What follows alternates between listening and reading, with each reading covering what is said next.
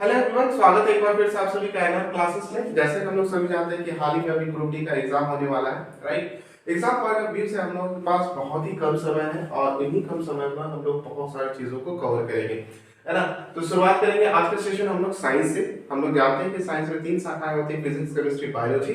तो सबसे पहले आज शुरुआत करेंगे हम लोग फिजिक्स से, ठीक है।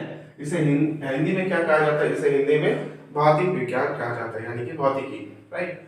तो चीजों को समझिए, एकदम हम लोग शॉर्ट नोट्स की तरह लेते हुए चलेंगे, है ना। ज्यादा डीप नहीं जाएंगे, जो एग्जाम पॉइंट ऑफ व्यू से वेरी इंपॉर्टेंट है उन्हीं टॉपिक्स को हम लोग कवर करेंगे। तो सबसे पहला हम लोग जो टॉपिक लेंगे वो है हम लोग का मात्रक, यानी कि यूनिट। यूनिट से आपसे क्वेश्चन पूछा जाता है ना। तो देखिए यूनिट में किस तरह से पूछा जाता है कि बताइए कि एनर्जी का क्या ऐसा यूनिट होता है, या फिर आपसे पूछा जाएगा कि ताप का ऐसा यूनिट बताइए क्या होता है, राइट। वैसे ये जो सिस्टम है, ये जो पद्धति है जिसमें आपका यूनिट पूछा जाता है वो तीन होता है। एक होता है आपका एसआई यूनिट, दूसरा होता है आपका सीजीएस यूनिट, तीसरा होता है आपका एमकेएस, ठीक है, यानी कि metre kilogram second, centimetre gram second. और एसआई का पूरा नाम होता है इंटरनेशनल सिस्टम, ठीक है, इंटरनेशनल सिस्टम। रनिंग नोट्स लेते रहिए अगर आपको मेरी हैंडराइटिंग समझ में नहीं आ रही तो, राइट। अब हम लोग मात्रक में आते हैं। मात्रक किसे कहा जाता है? तो मात्रक किसे कहेंगे हम लोग? किसी भी राशि को मापने के लिए जिन मानकों का हम लोग इस्तेमाल करते हैं उन्हीं को हम लोग क्या करते हैं? उन्हीं को हम लोग कहते हैं मात्रक। जिन राशियों को मापने के लिए या किसी भी राशि को मापने के लिए जिन मानकों का हम लोग इस्तेमाल करते हैं उन्हें हम लोग क्या कहते हैं? मात्रक कहते हैं। मात्रक कितने प्रकार के होते हैं? तो मात्रक को दो कैटेगरी में डिवाइड किया जाता है, या फिर क्लासिफिकेशन इसका दो प्रकार का होता है।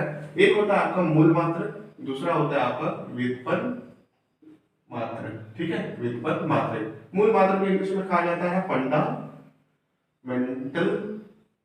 यूनिट, फंडामेंटल यूनिट, और इसे कहा जाता है आपका डिराइव्ड यूनिट, ठीक है, इसे कहा जाता है आपका डिराइव्ड यूनिट।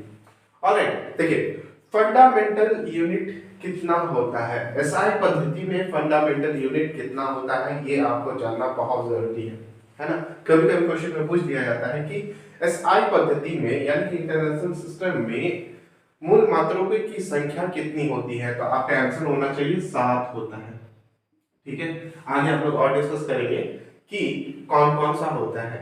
अब छोटा सा डेफिनेशन हम लोग डिराइव्ड यूनिट के लिए भी देख लेते हैं, बहुत ही छोटा सा है। डिराइव्ड यूनिट यानी कि व्युत्पन्न यूनिट या मात्रक किसे कहेंगे? वे मात्रक जो मूल मात्रकों की सहायता से बनते हैं, ठीक है, वे मात्रक जो मूल मात्रकों की सहायता से बनते हैं उन्हें हम लोग व्युत्पन्न मात्रक कहते हैं या फिर डिराइव्ड यूनिट कहते हैं। ऑलराइट, चलिए आगे बढ़ते हैं। हम लोग देखते हैं कि वो 7 कौन कौन से यूनिट है जो मूल मात्रक कहलाते हैं। ऑलराइट, सबसे पहला है आपका, यहाँ पर हम लोग मात्रक लिख देते हैं या फिर यूनिट लिख लेते हैं। और यहाँ पर हम लोग यूनिट नहीं लिखते, यहाँ पर हम लोग लिखते हैं मूल मात्रक,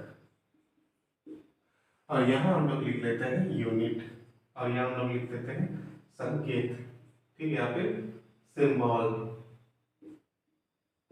ऑलराइट, देखिए मूल मात्रक सबसे पहले हम लोग लेते हैं लंबाई को। पहला नंबर में हम लोग क्या लेते हैं? लंबाई। बताइए इसका यूनिट क्या होगा? ये सभी हम लोग एसआई देख रहे हैं, ठीक है। अभी हम लोग क्या बात किए थे?